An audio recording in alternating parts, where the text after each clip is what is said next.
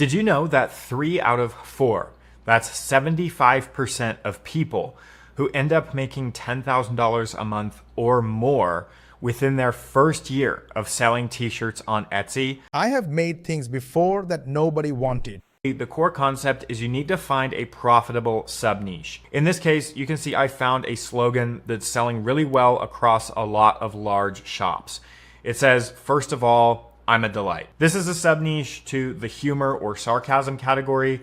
You work on it all night after your job. You put it up. Nothing happens. He does it the other way. He checks first, then he makes it. And you can sort of see how that plays out, because if we targeted the sarcasm niche, instead of just trying to come up with generic sarcastic sayings, we first look for specific sayings that are trending and selling super well. Now, I want to see what he does with that one idea. We're going to go through and we're going to collect several reference designs that are already selling super well on Etsy. So I got a base style right here. This just says read more books, and it's repeated in several different colors in this kind of bubbly font. He is not taking someone's design. He takes the look from one, the style from another, and puts his own words on it. That feels okay to me. And you do not need to be an artist to do it. Then I grabbed another base style. This one says awesome like my daughter. This is another best-selling slogan. This one is in a sort of distressed style font. So we can blend these two best-selling designs. A good idea is one thing.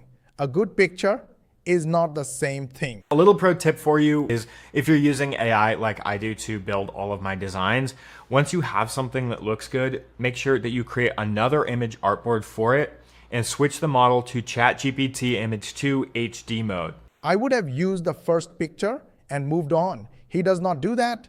He makes it again in better quality first, then he makes 5 to 10 more from the same idea. That will regenerate the design in the highest quality so that it actually looks good when you go and print that design on a t-shirt. When I find a profitable sub-niche, I try and make 5 to 10 designs targeting it so that I have the best chance of making sales. But making it is easy.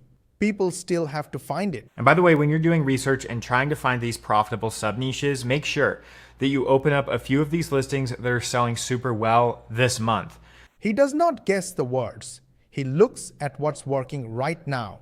This is the easiest part of the video, and it costs you nothing. These are the listings that are performing best right now, and you'll want to make note of the tags that they're using in these listings that are actually getting it to rank and show up in search. Just open this up so that we can reference it later. Next is the part that makes people stop and click. Find the mockup region. So I'm going to select one, and this blue square that it generates is the actual mockup region, or the area where our design file is going to be placed on this mockup. Quick pause here. If what I'm sharing is making sense and you're thinking, okay, but how does this actually work in a real system?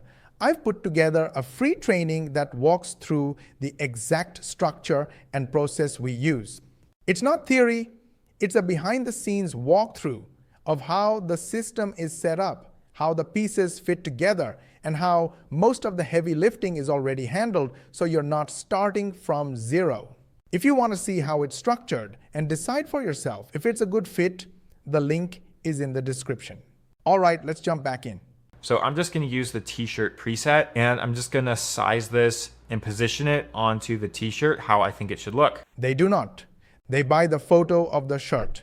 He shows the computer where the design goes one time. This part looks boring. I think this is where most people stop. Something like this should get the designs roughly in the correct spot. Remember, since we created all of our designs in these frames so that it's positioned on the actual product correctly when we get it printed. He does it once because of what he builds next. So I'm going to come over into the listing optimizer, and we want to go into the presets tab, and we're going to build out a preset, which is essentially a single listing with a bunch of stored details. We'll be reusing this for each new listing that we create, and you can make as many templates as you want. Before this, he was doing one shirt at a time. Here he is building the system instead.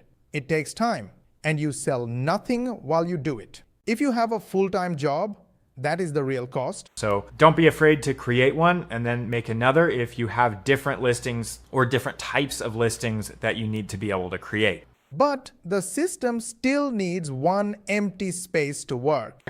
Instead of adding a default file for every single listing that we create, we're going to simply add a placeholder. This means that this preset expects us to upload a new design file whenever we use it to create new listings. He leaves the design spot empty on purpose. So the same setup works for every new design later. Such a small thing. I did not think it was the main idea. So I'll say design file here for the name of this placeholder.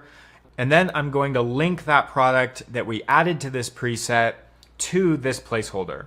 After this, the hard part is already done. Here, we can just start uploading all of our files. You can see that our design files are supposed to go here, and we've got this nice little upload area. So I'm just going to select one of our designs. I think we'll start with this goose, and we'll drag it in. He drags one file in and stops. The rest builds by itself. This is not fast money.